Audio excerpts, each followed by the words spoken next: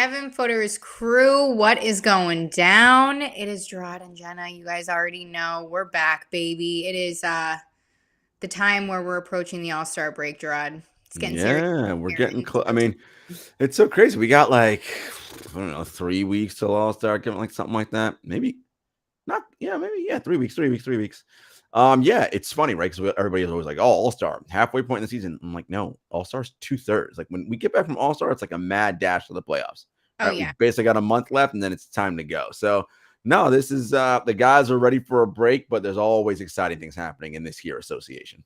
Oh, yeah. This is when, like, everybody hits that quick weekend trip to Cabo or Turks while, the other guys are in Utah playing the All-Star game. But this is where they recharge. Guys Gotta recharge. Gotta right? recharge, man. Oh, man. But yeah, it's getting gritty out there in the association. We have a couple hot button topics to get through today. So why don't we start in the West with the ailing Warriors? Is that a good adjective for that one? Excellent. Yeah, because they're not starting out so hot from the last season when, everybody thought they'd be on the greatest roll since freaking sliced bread. But not the case right now. They're dealing with injuries. They're dealing with, how do you call it? The old guys and the new guys trying to make it work at the same time. Yeah, it's the two timelines they're trying to run there, right? And things are not working. Look, winning a championship is hard, right? Repeating is even harder. And remember, the Warriors only repeated the time when they had Kevin Durant, right? Like they didn't repeat in those years prior, right? It's a difficult thing, and obviously you have to be very good, but you need luck and you need things to go your way. And when you start the season off causing your own problems, it's real tough to kind of like right that ship. And the Warriors right now are a game under 500. I mean, this is kind of who they've been all season, Jenna. They're a middling offense, which is surprising when you have Steph Curry, middling to poor, 22nd ranked in offensive rating, and they're 13th in defensive rating, right? It's just they're just off, right? And a lot of it is because of the two timelines, those young guys, Kuminga, Wise, and Moody, not really ready to do what is necessary to win a championship. The Warrior system's hard. We talk about that. But there's also some other stuff that's going on, Jenna, that, has really been causing this team some difficulties. Yeah, absolutely. I mean, also when you knock out your teammate, that could put friction in the locker room. Forgive me, I don't mean to laugh, but no. Got me. I only bring that up because of what we're about to chat about and Draymond Green on his podcast. He was chatting. Who was that? Jamal, right? Jamal Crawford. Yeah, And he was explaining. He didn't sugarcoat that the Warriors are struggling. Called it that they have a lot of shortcomings, which he took the blame for. He said he hasn't been the leader that he needs to be for this team. He brought up the issue with the quote young Wolverine brother JP, and he said that he's kind of been walking the line of not really being Draymond the leader because of the aftermath and the things that have dealt with that in the team. So again, he did not sugarcoat it. What are your thoughts on this? Do you think that's really the catalyst and the root of all of this? I do. I want to play it because like Draymond really kind of like let us into like what's going on. So I want to play this because it was. Listen, it was real, and I thought Draymond really opened up here. I do. You guys know it. So is it the regular season versus the playoffs in that switch? Break me inside the locker room. So what do you think? I think we definitely know and understand that we have a switch, but our struggles this year hasn't been because we're not flicking the switch. Our struggles have been, and by the way, this is why you are who you are. This is why you're great when I watch you on TV and you're going to continue to get better. It's because you can get people to say things that they probably wouldn't say to anyone else. And so here I am about to say something that I would not say to anyone else. On the Draymond Green show, don't forget, tap in. Gotta tap in. Which is, I think a lot of our shortcomings this year is my fault. Why is it my fault? Because I have not been the leader that I am and that I need to be for this team. And the reason that I have not been that leader is also my fault. right? Like, I think we all know what happened with your young Wolverine brother, JP. And so for me, I've kind of had to walk a fine line of not really being Draymond. And when I'm not really being myself, that's not the best thing for this team. And so where we've struggled is accountability. And accountability on the defensive end, accountability on the offensive end. You know the accountability that it takes to have a winning team. And that's my role on this team. And I fell short in that area. And Jenna, look, Draymond kept it 100 right there, right? Like that is, we said it in the beginning. How is this team going to respond to this? Everybody came out, they said, it's fine, we'll work past it. Draymond's got some work to do to build it, to regain the trust. But he came out and said, look, that's the reason, right? And Draymond that's who he is on this team. He is the leader in that way. He holds guys accountable, but you can't hold guys accountable when you commit an action like that against you, right? People are looking at you sideways like, man, who are you? I'm listening to you. We saw what you did, what you did to JP in the beginning. Like, you're talking out two sides of your mouth, and that is a challenge. And chemistry and balance and all that on a team is difficult. Now, all that being said, they are still the Warriors. Their starting five lineup is still the best starting five lineup in adjusted net rating in the NBA. And when healthy in the playoffs against anybody, they will like their chances, right? Because of all their institutional knowledge and who and what they are. I will say this, however. They got to show me more right now. And right now, they're not doing it. So, yeah, they may believe that. It don't matter what seed we are. We can win on the road. We can do whatever. Well, you ain't win on the road this year. So we'll see about that, at least in the regular season. And, against maybe most of the Western Conference, I'd be like, yeah, Dallas, Sacramento, those teams. But a healthy Clippers team, I'm not sure I'm picking you against them.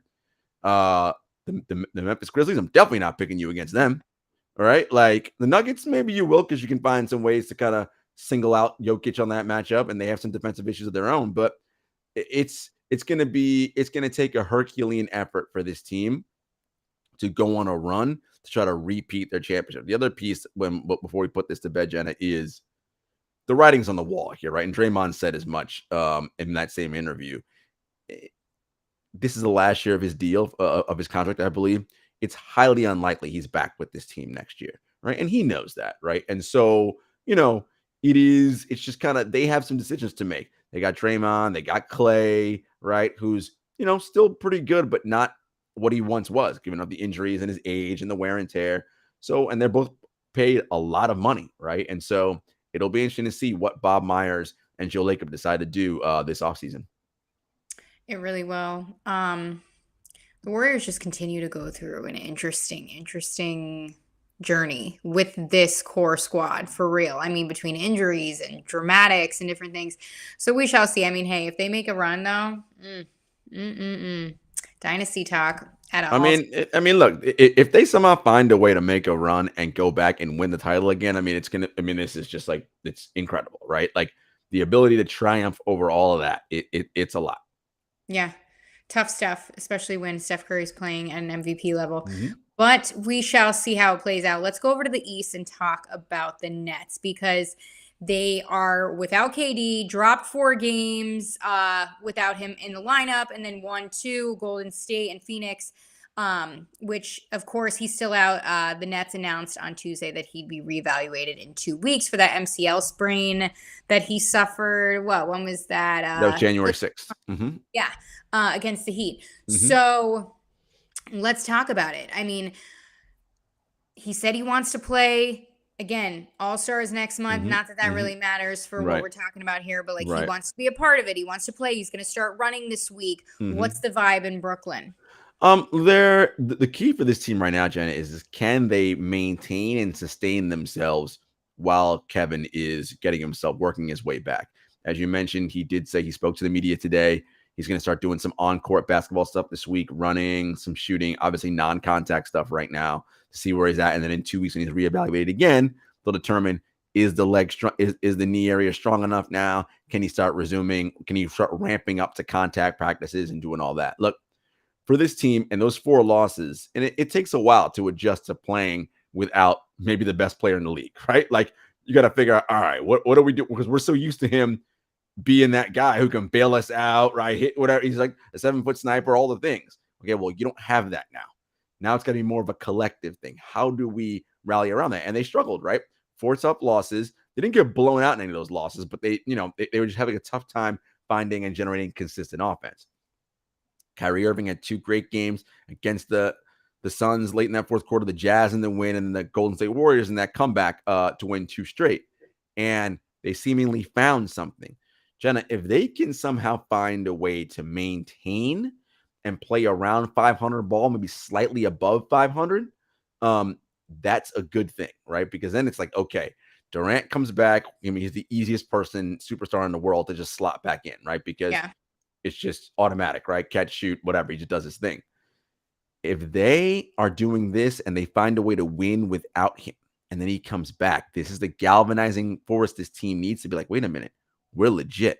And then they got to start thinking, no, we're championship contenders. We can compete for a title and win it this year. So come the trade deadline, they can look to be aggressive, right? Okay, how do we get another backup big? How do we get another wing player in here? Whatever it is, they need some more size, etc. So this next few weeks are going to be interesting, and the Nets they're not going to rush him back because the postseason is what matters, not the regular season. So I mean, Shams said they're optimistic that he plays before the All-Star game, but Brooklyn is known to be conservative with injuries. He's going to want to push to play. They're going to say, bro, I'd rather give you an extra 9 days. You come back post All-Star, then we're ready to rock and roll, and we can go and sprint towards the playoffs. So we'll see.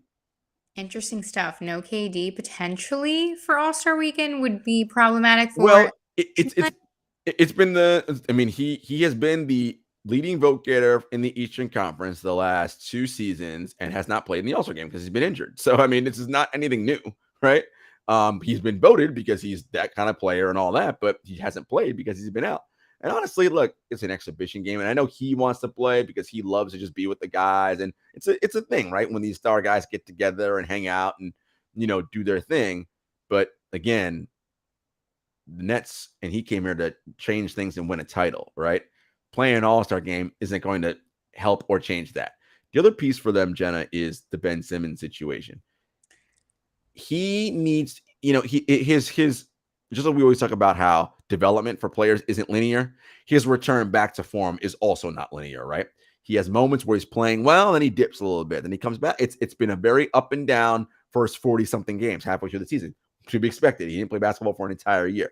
But they cannot be the championship team they want to be unless he is that aggressive version on offense. Again, not about scoring, but being aggressive.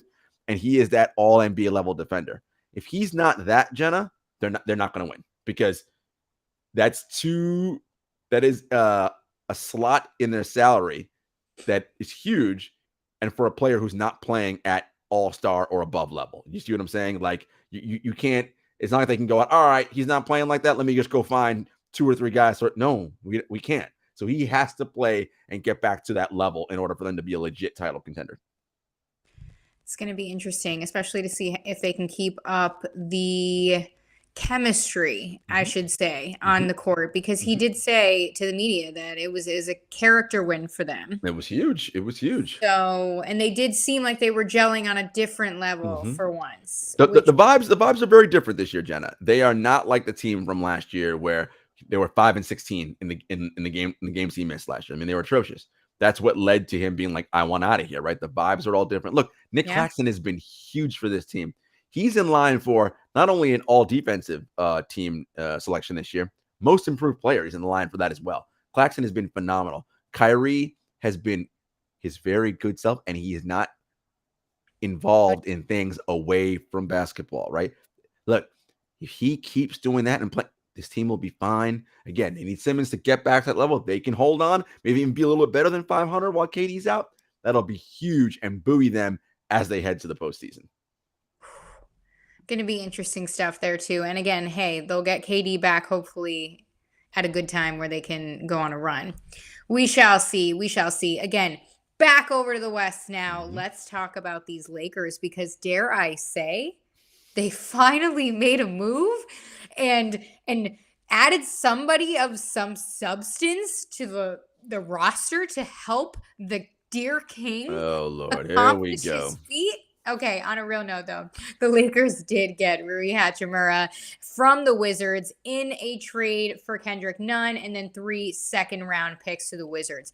I don't know about you, but I don't think the Wizards made out well in this. I mean, look, as you see, as everyone who's watching this can see in the bottom, those who are listening, I'll read what it says. Lakers trade for Rui Hachimura doesn't matter, question mark. I didn't even see it. I mean, look, the Lakers are still 22-25, a below 500 team, 17th on offense, 18th on defense. They're middling, right? They're kind of right in the middle. In order for this team to do anything and be anything, they need Anthony Davis to be healthy, playing like he was playing like the best player in the league before he got hurt, and LeBron doing LeBron things. If they are doing those things, then this Rui Hachimura deal could be big because now you add a little bit of defense, right? He would ostensibly take the minutes from Juan Toscano-Anderson, right? And Rui's got a little bit more offensive pop to his game potentially, right? You can do Thomas Bryant in the starting lineup, AD at the 4. You get a lot of different options here, but none of this matters unless AD is back and healthy. If he's not, it's irrelevant. It doesn't matter because LeBron at the stage of his career, as good as he is not enough on his own right now to carry this collection of people to anything significant, right? And everyone's saying, oh, well, the West is wide open, all the Lakers do is make a move. Like, it's wide open in the sense that records are bunched together. Yeah. But Denver's really good. I'm not picking the Lakers to beat Denver. Memphis is really good, despite the fact that the Lakers beat Memphis and Shannon Sharp is wilding out, doing all that foolishness. Like, in a 7-game series, I'm not picking the Lakers over the Memphis Grizzlies, right? Like, shit, in a 7-game series, I'm not sure I'm picking the Lakers over the Dallas Mavericks. Luka will be the best player in that series, and they got no answers for him, right? So I just, so Laker fans are all like, oh, we're wasting LeBron playing like a all-NBA guy. Look, you're still not good enough to win a title unless Anthony Davis is playing like he was before he got hurt. And we don't know when that's going to be. We keep hearing, oh, he might return to the court next. I will believe it when I see it. When he is back on the floor doing his thing, we'll see. I will change my tune then. But for now, again, the Rui Hachimura deal's fine, but it doesn't matter right now. It's just great. And honestly, you're not wrong. Let's be real. Call a spade a spade. Okay. Let's talk about some more spiciness. Yeah, more juicy topics at this point. Spicy was better than my adjective. So, Pat Bev, of course. As soon as you hear that name, Of course. And then Damian Lillard, okay? Now let's get into this game really quick. It went down on Sunday night. These two were chirping back and forth in the second quarter. Dame at one point said, I will beat your ass to Pat Bev. Dame, come on, though. I mean, they're both, I guess, shorter. I mean, listen, it's fine because that's who Pat Bev is. He's an irritant, right? Like, that's his whole thing is to get under your skin. And, it's just like, all right, man, like, really? Like, Pat Bev is annoying. Like, he's annoying. Dang, he's annoying. No offense. But yeah, goes down in the second quarter on Sunday. They're chirping back and forth. Dame's at the line. Pat Bev gets a tech for walking in the lane. A whole spiel breaks out. They pause everything. And then they take it to Twitter. Of course, things are getting petty on there too. And then, what was it? Dame called the McCon man a flip from above the rim. Hilarious. I'm dying. I was like, Dame, that was good. That was a good burn, Dame. Off night for Dame shooting, which gave Pat Bev some fuel. But, I mean, you don't be doing that. He was trolling the Dame Time logo in the game. I was like, Pat, why are you doing this? Because that's his whole thing, right? That's who Pat Bev is. Remember what Russ said about him? Pat Bev don't play no defense. He's tricking y'all, man. But then Pat Bev went back and Russ, me tricking y'all. Like, you're out here stealing money, my guy. Like, it's just like, listen, this is who Pat Bev is. And that is his role. His role on whatever team he is on is to agitate the other team's best players and get under their skin and play lockdown defense and really be an irritant and a pest. And that can be annoying. And right. Like, but ultimately, and those two guys have a history, right? Like, I mean, this goes back a ways. It's always funny when Pat Bev is getting into dust ups with people. So I'm always like, oh Lord, here we go again. And no one's gonna fight. Ain't nothing, it's just, But Pat was going to talk and do his thing, and the Lakers got that win, that comeback win, and Pat did his. Ain't no Dame time tonight. So listen, he got his jokes off, did his thing. It's cool. Good for you. Oh, gotta love it though. Pat Bev, the entertaining gift that keeps on giving. Keeps on giving. Too funny. We'll see what team he's on next season. Jenna! My gosh, it's just like word vomit some days. That was a good one. I like that. You're like, yeah, it was. That was a good one. Well played by you. Thank you. Now I'll probably get trolled by Pat Bev, who will listen to our podcast one time and hear only that. Gotta love it though. This might be a clip for later. Okay. We talked about it. We're approaching the All-Star break, which means we're officially down to crunch time in the association, and things are getting down to the wire here. Shitty teams are going to keep being shitty, and then we're just going to have a couple teams that we can finally talk about. No offense, everybody, but I mean, when you got 30 teams, you got to narrow it down. My brain hurts. So let's talk about our top 5 teams right now in the league. I mean, you already mentioned a few that I know are going to be on your list. So kick it off for me. All right. Number 5. And we'll go back and forth. I give my 5, you give your 5, and so on. All right. Number 5 for me. Get ready for this. This might blow your mind. The Sacramento Kings. Wow. We're already starting there. They did beat the Lakers the other night too. They beat the Lakers, beat the Grizzlies last night. Look, Jenna, the Kings are 3rd in the West. 7-3 in that's right. Yeah. You heard me right. The Kings are 3rd in the West, 7-3 in their last 10 games. They are number 1 in adjusted offensive rating. Now their defense is 25th. They got to work on that on the floor. But listen, the Kings, as Sacramento fans, get ready. That 16-year playoff drought, I believe, is coming to an end. Going to make the playoffs this year. Kings, that's my number 5 team right now. For some context here, the Kings were the original dumpster fire. Perennial dumpster fire. I would carry a fire extinguisher anytime we record and talk about them because literally they were a dumpster fire. Wow, that's good stuff. I like that choice right there. Definitely surprised me. I'm going with my number 5 team they probably deserve to be higher, but I just can't decide. The Clippers. Okay. They're coming on. Yeah, I say this because above 500, just above 500, but they're 6th in the West. And I remember at a time when they were in double digits in the rankings here. So talk about, coming past injury. What was it? PG and Kawhi were on the floor for the first time, I think only the 18th time in 49 games. Forgive me if I'm wrong. The other night. And they looked like a completely different team, of course, to the point where Ty Lue was like, this is a different squad when we're all out here clicking together. So Clippers have me at 5. Okay. Number 4 for me, the Memphis Grizzlies. They were higher just a week ago when they're on their 12-game winning streak. They've dropped 3 straight since. No John Morant last night, back-to-back, played Sunday, played Monday. They're kind of hitting a little bit of a doldrum in the season right now. They kind of got to get things together and, get themselves back on track. But I'm not too worried. Memphis Grizzlies, number 4. Who do you got as your number 4 team? My number 4 team is the Sixers. They're on, a 5-game win streak right now as they go to face Brooklyn. Tomorrow night. And I just like what I'm seeing here. Again, on a nice streak, especially for this late in the season that they're showing good flashes, which is interesting because this is when they usually start to shit the bed. So I have faith in these Sixers. I'm telling you, ever since I took that trip down to Philly and I was rubbing elbows with all the Philly people, I was like, take me here. So number 4. All right. That's your 4. Number 3 for me, the Denver Nuggets. Look, I mean, they are number 1 in the Western Conference. They've dropped 2 straight themselves, or 3 straight. Look, they still have Nikola Jokic, the reigning 2-time MVP, might be the 3-time MVP. Look, their offense is excellent. They got some struggles on defensive end, but they can score the ball, and Jamal Murray's starting to come on. So I like the Denver Nuggets. Be mindful, though, the Michael Porter Jr. situation. He hasn't really played that well this year, and his brother was involved in a car crash where not his brother, but somebody else died, and his brother was the driver, I believe. So that may take Michael Porter Jr.'s mind away from what's going on. Something to watch there. But Nuggets number 3. Who's your number 3 team? Well, I had Nuggets in my list, but they were 2 or 3, so we'll keep them at 3 since Okay. you had that beautiful explanation. No problem. All right, Sending number good 2. mental vibes to Yeah, empty yeah. family.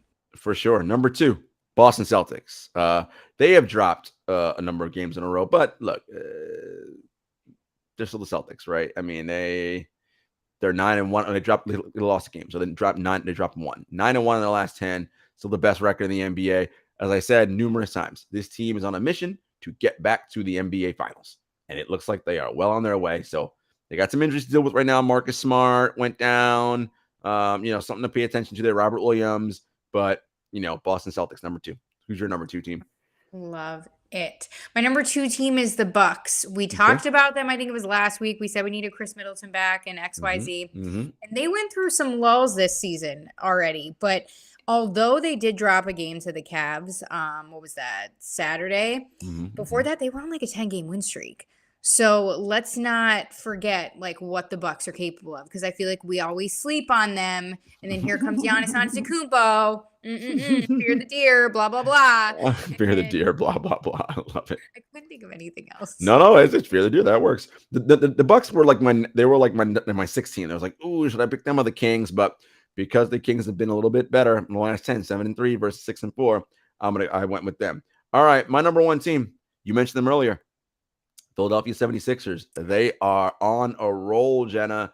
Number 7 in adjusted offensive rating, number 7 in adjusted defensive rating, 6th in adjusted net rating. Look, they're playing great basketball right now ahead of a matchup with Brooklyn on Wednesday night. Look, Joel Embiid's a monster. We know this. They figured it out with Tyrese Maxey coming off the bench. Listen, this team they're starting to look like a team that's going to be problematic for a lot of people come the postseason. Now, it's early. We'll see what happens come the postseason. The team always finds a way to underachieve. But for right now, that's my money. Number 1 team in the league. All right, who's your number 1 team in the league right now? You already said it, but the Celtics. They weren't your number 1, obviously. They were number 2, but yeah. But I mean, the Celtics continue to impress me because of the consistency. They haven't really, again, small lulls, but nothing crazy. They've had some injuries. What was it, Marcus Smart? I think you might have mentioned. Yep, went Robert down Williams. The other night. Robert Williams. But regardless, never wavered, really. I mean, the numbers in the West, literally, it looks like the numbers just going like this. Literally, all day, every day. It looks like the freaking stock market. But the Celtics continue to maintain that top spot, if anything, 1 and 2. So they have me at consistency. Number 1 in adjusted net rating, number 3 in adjusted offensive rating, number 8 in adjusted defensive rating. I mean, they are beating the teams they're supposed to beat, and they're also beating everybody else, right? They're playing well, right? And so again, as I said, this is a team that seemingly, after they lost in the finals, had that 2-1 lead. Again, you can go either way. You're crushed in the offseason and you can't quite get back there again, or it drives you when you're so motivated to get back. And so far, it's clearly driving this team to get back. So kudos to the Celtics. And I've said it since day 1. They have had a recipe for a shit season, starting with everything that has nothing to do with basketball. So kudos to them keeping that, chemistry alive. You love to see it. That is it, folks. Here we are, another episode in the books, and keep with us because this season is literally fleeting. It is. You know where to find us: Apple Podcasts, Spotify, YouTube, Stitcher, SoundCloud, at 7footerspod on Twitter, at 7footerspodcast on Instagram, at JS Hector, at Gentleman Selly. And until next time, everybody, peace.